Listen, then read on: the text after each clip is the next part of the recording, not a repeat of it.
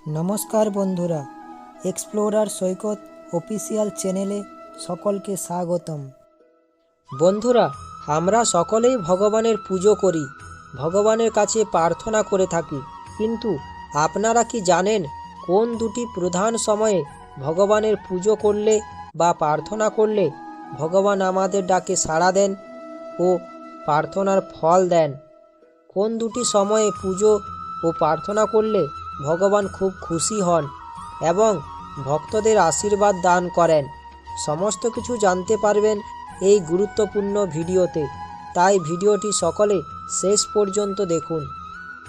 বন্ধুরা, আমাদের ধর্মীয় গ্রন্থে বলা হয়েছে ভগবানের পুজো করার ও প্রার্থনা করার সঠিক সময় কখন। আমাদের শাস্ত্রে বলা হয়েছে ভগবানের পুজো করার দুটি প্রধান সময়ের কথা। প্রথম যে সময়ের কথা বলা হয়েছে তা হলো ব্রহ্ম মুহূর্ত। এই ব্রহ্ম মুহূর্তের সময় হলো ভগবানের কাছে খুব প্রিয়। এই সময়ে ভগবানের কাছে পুজো করলে বা প্রার্থনা করলে ভগবান খুব খুশি হয়ে আমাদের আশীর্বাদ করেন ও কৃপা দান করেন। শাস্ত্রমতে যদি আপনার ভোর 4টা থেকে 5টার মধ্যে ঘুম ভেঙে যায়, তাহলে আপনি জানবেন ভগবান আপনাকে ঘুম থেকে ওঠার জন্য সংকেত দিচ্ছেন। আমাদের শাস্ত্র অনুসারে ব্রহ্ম মুহূর্ত হলো ভগবানের কাছে পুজো করার বা প্রার্থনা করার মোক্ষম ও উপযুক্ত সময়। এই সময়ে যদি আপনার ঘুম ভেঙে যায়, তাহলে যত তাড়াতাড়ি সম্ভব বিছানা ছাড়া প্রয়োজন। কাজের মাধ্যমে ভাগ্য পরিবর্তন করতে ও সাফল্য অর্জন করতে ব্রহ্ম মুহূর্তে ভগবানের কাছে পুজো ও প্রার্থনা করা উচিত। এই সময় সকলের উচিত ঘুম থেকে উঠে ভগবানের কাছে পুজো ও প্রার্থনা করা।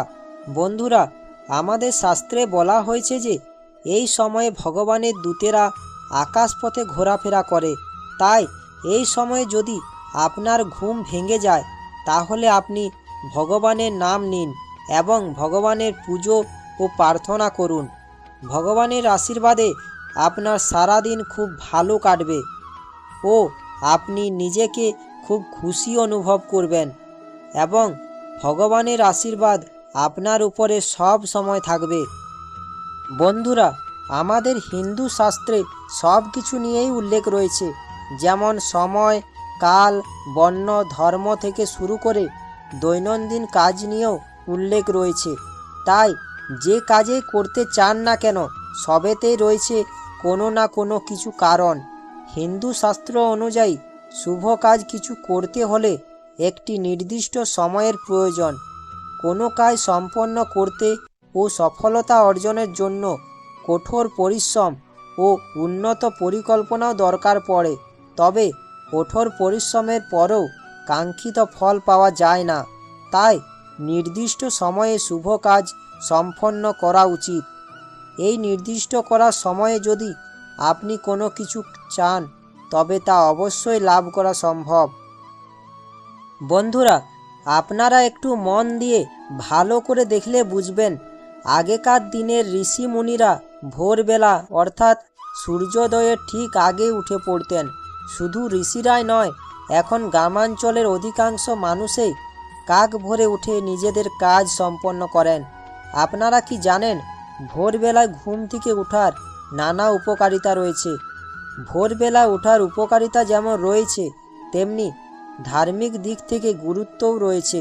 হিন্দু শাস্ত্র অনুযায়ী ব্রহ্ম মুহূর্ত হলো গোটা দিনের সর্বশ্রেষ্ঠ ও মোক্ষম সময়। এই সময় ঘুম থেকে উঠে বিছানা ছাড়া দরকার। কাজের মাধ্যমে ভাগ্য পরিবর্তন করতে ও সাফল্য অর্জন করতে ব্রহ্ম মুহূর্তে ভগবানের কাছে পুজো ও প্রার্থনা করা উচিত। এই সময়ে পুজো ও প্রার্থনা করলে ভগবান খুব খুশি হন ও আমাদের আশীর্বাদ করেন। বন্ধুরা, আমাদের সনাতন ধর্মে ব্রহ্ম মুহূর্তকে অত্যন্ত বিশেষ বলে মনে করা হয়। এই সময়ে ঘুম থেকে উঠে যে কোনো কাজ করা খুবই শুভ বলে মনে করা হয়। জীবনে সুখ, শান্তি, ধন সম্পত্তি, উন্নতি, সাফল্য যদি একসঙ্গে পেতে চান, তাহলে ব্রহ্ম মুহূর্তে ঘুম থেকে উঠে ভগবানের কাছে পুজো ও প্রার্থনা করুন। দেখবেন সব কিছু আপনার কাছে চলে আসছে। এই সময়ে ভগবানের কাছে পুজো করলে বা প্রার্থনা করলে ভগবান ঠিক সাড়া দেন।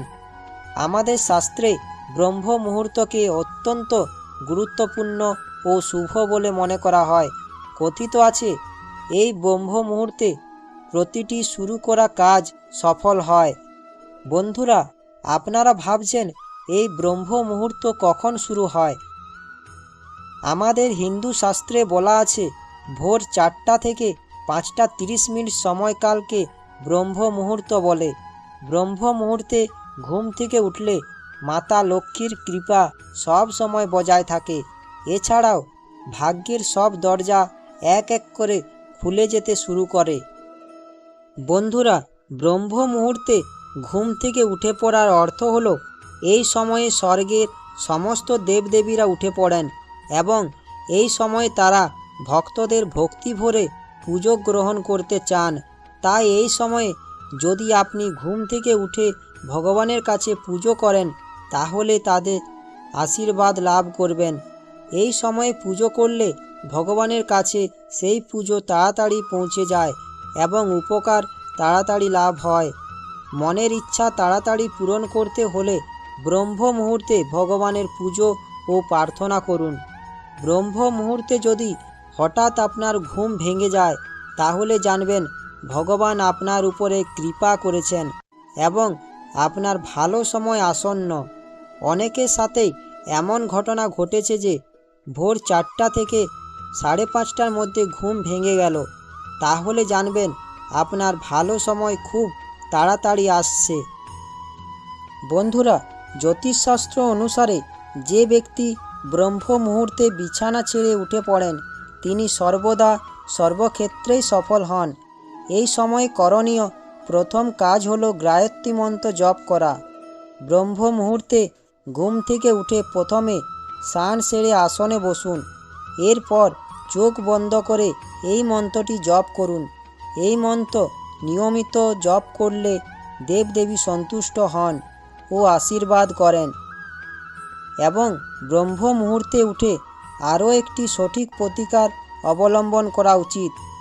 এর জন্য ব্রহ্ম মুহূর্তে উঠে উভয় হাতের তালুর দিকে তাকিয়ে এই মন্ত্রটি জপ করুন। মন্ত্রটি হলো, ওম করাগ্রে বসতি লক্ষ্মী কর্মাধ্যায়ে সরস্বতী করমূল্যে তু গোবিন্দায় প্রভাতে কর দর্শনম। এবং ভগবানের কাছে আপনার মনের ইচ্ছা জানান। ভগবান আপনার মনের ইচ্ছা অবশ্যই পূরণ করবেন। আমাদের শাস্ত্রে দ্বিতীয় যে সময়ের কথা বলা আছে তা হলো গোধূলি বেলা। আমাদের হিন্দু শাস্ত্রে গোধূলি বেলাকে শুভ বলে মনে করা হয়। গোধূলি শব্দের অর্থ হলো গরুর পায়ের ধুলি বা ধুলো। সারাদিনের শেষে গরুরা যখন মাঠ থেকে বাড়িতে ফিরে আসে তখন তাদের পায়ের খুরের আঘাতে চারিদিকে ধুলো উড়ে। তাই সন্ধে নামার আগের সময়কে গোধূলি বেলা বলা হয়। অস্তগামী সূর্য এই সময় আকাশে হালকা সোনালি কিরণ ছড়ায়।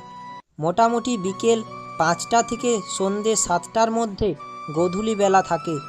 এই সময় আমাদের ঘরে মা লক্ষ্মীর পা পড়ে বলে প্রচলিত বিশ্বাস আছে। এই কারণে গোধূলি বেলা বাস্তুমতে অত্যন্ত শুভ সময়। এই সময়ে ভগবানের পুজো করলে ভগবান খুব খুশি হন। বন্ধুরা, দিনের শেষে গোধূলি বেলায় শুধু গরুরাই গোয়ালে ফেরে না, পাখিরা তাদের বাসায় ফেরে, ঘরে ফিরে আসে অন্য পশুরাও। কাজের শেষে এই সময় ঘরে ফেরে মানুষও। সেই কারণে গোধূলি বেলা হলো আনন্দ, উত্তেজনা ও মিলনের প্রতিরূপ। এই সময় পজিটিভ এনার্জি সৃষ্টি হয় বলে গোধূলি বেলায় অশুভ শক্তির বিনাশ ঘটে। যে কোনো শুভ কাজ করার গোধূলি বেলা হলো অত্যন্ত উপযুক্ত সময়। এই সময় মা লক্ষ্মীর আরাধনা করলে তার আশীর্বাদ লাভ করা যায়। বন্ধুরা, ভগবান শ্রীকৃষ্ণ বলেছেন, যে ভক্ত আমাকে যেভাবে ভজনা করে আমিও সেইভাবেই তার ভজনা করি, কারণ সকল মানুষই সর্বতোভাবে আমার পথেই অনুসরণ করে।